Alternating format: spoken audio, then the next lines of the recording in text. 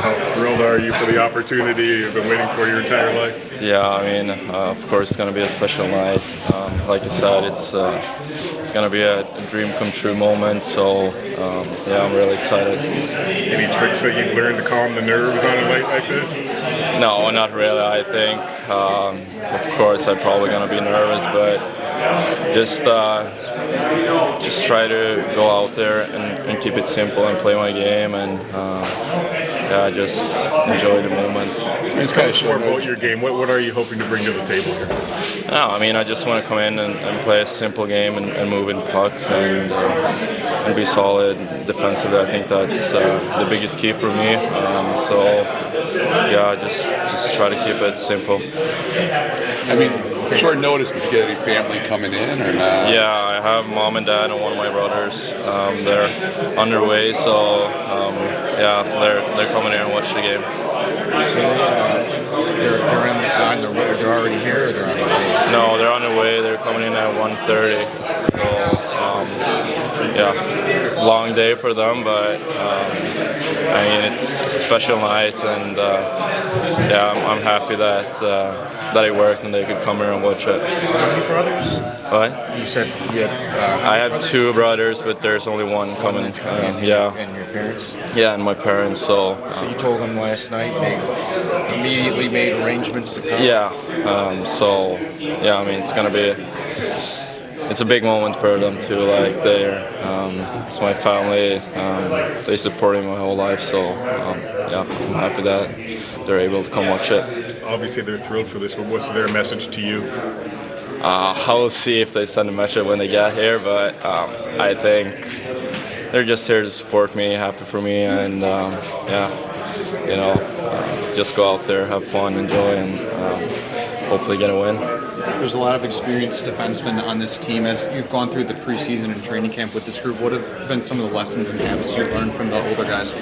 No, I mean just overall, both on the ice and off the ice, like being a professional hockey player, like taking care of bodies, everything, and then of course, even on practice, like I'm just trying to do what I can do and see and learn from the other guys that have been around for so long. So yeah. Derek, is Albert in tonight? Albert's in tonight. Very excited to have him in. We decided probably yesterday afternoon. I think we're going to be able to get his parents in. So, always an exciting moment. Who comes out for him? Gustafsson.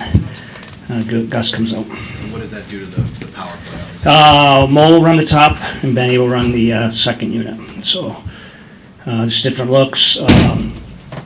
Not so much on Gus's play, even though it wasn't a great game for him the other night. I think he would probably self-admit that. We had a few D that struggled.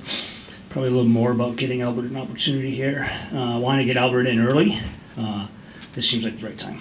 Saw Petrie at the morning skate. Is that an encouraging sign to see him? Yeah, he's in a true day-to-day. No, there's no doubt I do come in here and lie to you guys sometimes on the day-to-days. No, Derek, But really? he's a true day-to-day. That's a good sign. Hope to have him Monday. If not, pretty confident he'll be around for us at the following game. So Justin's just kind of like an emergency. We'll see. I think we have some space for him. I want to see how he plays. Again, it was probably more of a cap situation, maximizing our roster, which I kind of hinted to and alluded to earlier. Kind of felt in the back of my mind he'd be next up, especially if the right shot went down. And that's what happened. We're excited about him tonight. What was your communication like with him this week? Like I think I saw a couple days ago you took time to talk to him on the ice, just like keeping the guy just in the loop. simple. And I want to communicate the best I can without crossing any lines. I think I'm probably where I'm at in my career because I spent some time and conscious about the communication aspect with today's athlete. So obviously we talked when it all went down, and it's hard. It's a tough day for him, and it's hard for him to listen to my message. And you want to be careful without overselling it. But I told him I do expect him up soon and helping us out and be ready. I didn't expect it in game 2, but here he is. When you have a guy making his NHL debut, is there any different message or any common theme or message that you give to him? Yeah, simple. I talked to him a little bit today. Just simple game. It's been a really nice progression watching him develop from camp last year, from what I saw, to this year, to watch him a little bit, and then you get the feedback from the coaching staff there. You get the feedback from the management team. Watch him, daily, and they were very excited about his development. Then you can see it. What got him here is his puck play, him defending, being smart and simple, and that's what we'll hope to see tonight. With Nashville, they had that run in the second half last year as one of the best teams in the league. What stands out to you about their identity under Brunette? They're north. They're fast. They have an ability to spread the ice out with speed through the puck. They play long, and I think they lean on one of the best goalies in the world. I wouldn't say they take it for granted, but I think they know that puck's not going in, and it might be coming out, and it might even fuel their north play. So they're a very challenging team to play against, and I'm excited. I think our next 4 is against true, we always put the Stanley Cup contenders, then there's true Cup contenders, and our next 4 games are going to be that. So we need to get our game in order, and this is a really good opportunity against some top-end talent. Have you ever seen a team add so much as they did in free agency? I mean, I think of like Minnesota back in the day with Kruse and Suter, but they added a lot. Yeah, that's hard to say. I think, I don't know, I wouldn't know enough, but I think they've earned that in that we've got the goalie. I think that team showed the management that we're close, and they went out and did. There's 2 ways to look at it. The GM's either going to be in his beach house 5 years from now, doesn't care, he wants to win now, or I think it was more to do with this team took a huge step, and he rewarded them with those free agents. Are there elements to USC's career path that you could see similar with Mo in his career? I hope so. I think so. I just think an elite player at a young age. I just think they're a little bit different in the way Yossi skates. I mean, he's a world-class player, very competitive. But obviously there's some similarities. And when both are at the top of their game, they can dictate and manage a game. It may look a little different, but they can have a huge impact on the game. With Mo, just kind of also with Eric not being in tonight, you're going to have to figure out some things on the power play. Where are the spaces that you see of him? He has been taking those steps with the puck on his stick. Managing it better, simplifying, just shooting. I was excited even early in camp. He was just pounding pucks. Now, being efficient, hitting nets, I think that all comes with development and time. I just think being assertive and simple with the puck. Because I know you're home, you got last change, but with the depth they've added over there, how much more difficult does that make matchups? Yeah, it's a challenge for us. But that's part of us playing an elite team. I like the fact that we're going to challenge all 4 lines. You'd like to get to a point where you're comfortable with any line in any situation, and I think we're close to that. But I think a lot of it is just getting our game in order. What was very frustrating about the other night is our 20 minutes was as good as it could be to start. So it's there. We're going to tap into that, but we need to be a little more consistent, sustain it, and it'll be a challenge against a lineup like this. Albert's dad played a little bit in the NHL. Do you see any of that? I don't know how much you can tell kind of when the guys at NHL. Yeah, I don't know. It's hard to say. It's always player to player, but sometimes you can see, a coach's kid or an NHLer's kid. Obviously, I think there's some reality to coming home and getting different feedback. But yeah, I don't know specifics on that. Each kid's usually individual to individual. Is it kind of just like thinking of the game or skill-wise or something? I think there's a little bit of both. I think there's a development aspect to it. It's still so raw. I'm talking about like we're getting first-round draft picks at 18, 19 years old. And it's amazing the mistakes you can show them on video and how they grow. You guys are talking about growing pains with our young guys. Just getting even that feedback at a young age, I think there's something to that. When you mention the young guys, I know a lot of coaches sort of contemplate like how much do you let a young player fail forward and learn from experience, and in the NHL all the games matter, every point matters, as you know very well. Yep. How do you sort of balance those two things? That's a Have great young players? question because that's real. I think it's becoming even more real in this new cap era. I personally, like where we're at with some of our young guys, and that we're affording them the opportunity to play in Grand Rapids.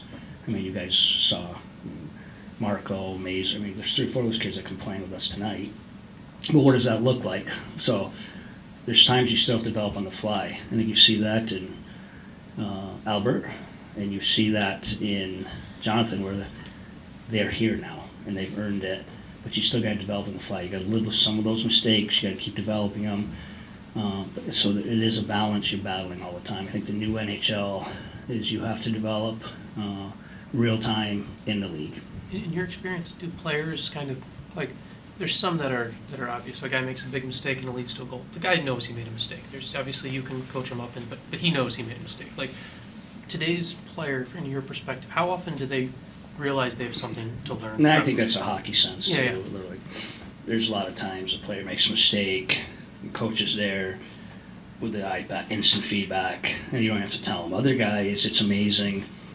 They make a glaring mistake, and you're trying to communicate. They have no idea what you're talking about. And then when you show them, you can see the light bulb goes off. So you just think it's player to player. And, again, I just think it's an instant feedback player today. They want that feedback. There's a level of accountability that you talked about with these players too, where you just when you're hurting the team, it's kind of when you draw the line on some things. So it's a balance. I remember when you were on Chicklets, you were talking about Kucherov too. Certain guys, do you kind of like let them? There'll be more rope, of course. Yeah, but at the same time, all the greats still want to be held accountable. They want feedback. And I think we have some in our room right now where they still want a level of accountability, and there's that balance there. But of course, guys with that IQ, that you still need to give them a little space to be who they are. It's a tough balance in the league. I just want to use the word hockey sense, talking about guys being able to recognize that. I think so often we think about what a guy sees on the ice, but I think that's a good point to it as well, right? Like there's so much how does scanning. Yeah. I think it's a development. We started talking to coaches about scanning, the reality of it, and there's a Norwegian doctor that did a study on just that, and it's like with Messi. It's what he reads. They process what he can read on the time, and it's literally he sees everything else. Gretzky was probably in that. There, I think there's some development on that, and I think you guys in raw age can do that. And then with just keep going further down this path with the young guys too. Like so often now we see a guy finish their shift and they grab the iPad. Yes. There's also, and I know some coaches have different opinions because if you're grabbing the iPad, you're not watching the game at the same time. It's real balance. Yeah. It's frustrating times. There's real Yeah. balance where a guy grabs an iPad and he doesn't know he might be up. Yeah. Or there's a continued mistake, a team mistake on the ice. He has no clue. So I get a little frustrated when a player will go right to his iPad and bypass his 7 mistakes and want to look at what that scoring chance looked like. Yeah. I think that's real, but that's, player A grabs an iPad. I'm like, he's going to look at, no, he's looking at someone that missed him on a 2-on-1 backdoor tap in. That's where there's a balance to that, and I understand the frustration on both ends of it. Do you ever tell someone no, rewind 30 seconds? No. There's a constant feedback. You want to have a balance, but it's like, God, if you walked into the morning after one of our practices, you'd see 3-4 coaches and digging in with video. It's a reality. It's just a great tool.